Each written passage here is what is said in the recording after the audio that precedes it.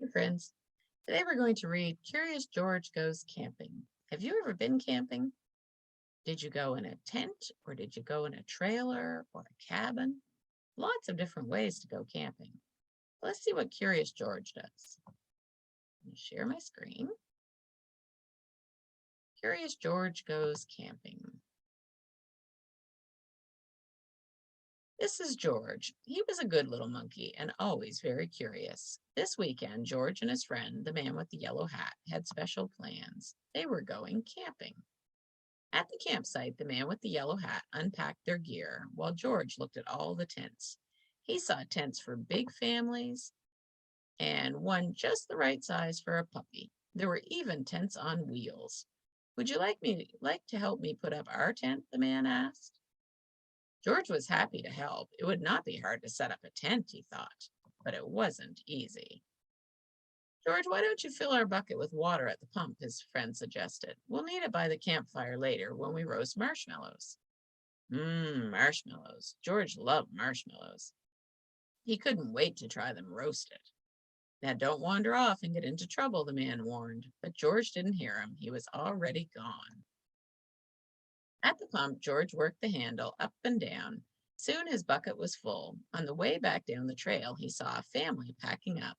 George watched the girl pour her bucket of water on a campfire. The fire sizzled out. George thought that looked like fun. He poured his bucket of water on the next campfire. Hey, yelled the camper, we weren't finished with that yet. The camper began to chase George, but George didn't mean to cause trouble. Now he only wanted to hide. He ran into the forest as fast as he could, but the camper's footsteps followed close behind. George ran faster and faster. The footsteps came closer and closer until they were passing George. Why, it was not the camper chasing George. It was a deer. What fun to run with a deer. Forgetting all about the camper and the marshmallows, George ran after the deer. But a little monkey cannot run as fast as a deer in the woods. Before long, George was all alone and lost. He felt tired and stopped to rest. At first, he was worried. He was very far from camp.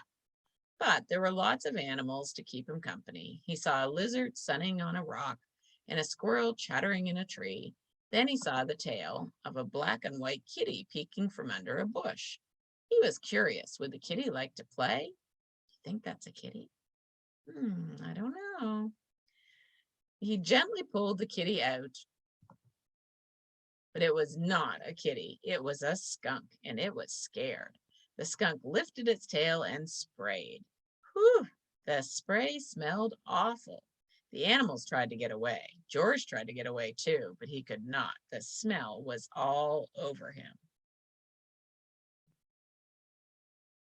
How would he ever get rid of this awful smell, he wondered. Too bad he couldn't take a bath in the woods.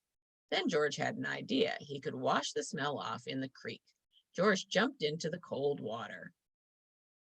He splashed and scrubbed, but he was still smelly, and now he was wet too. But what could he do?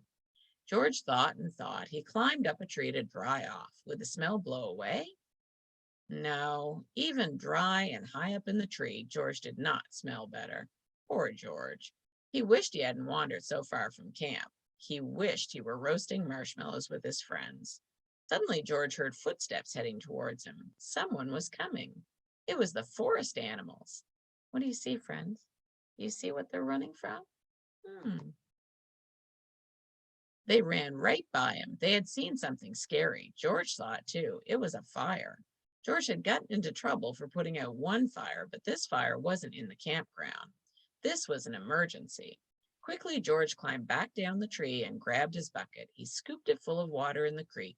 Then, being careful not to spill, he climbed back up and swung from branch to branch through the trees. When George got close enough to the fire, he reached down and poured the water on the flames. Out went the fire with a big hiss.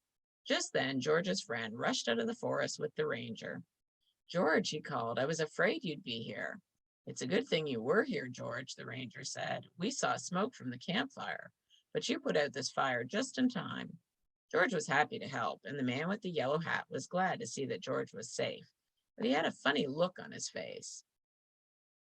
George, he asked, what's that smell? Back at the campfire, George's friend helped him get rid of the awful smell. After a strange bath in tomato juice, George smelled fine.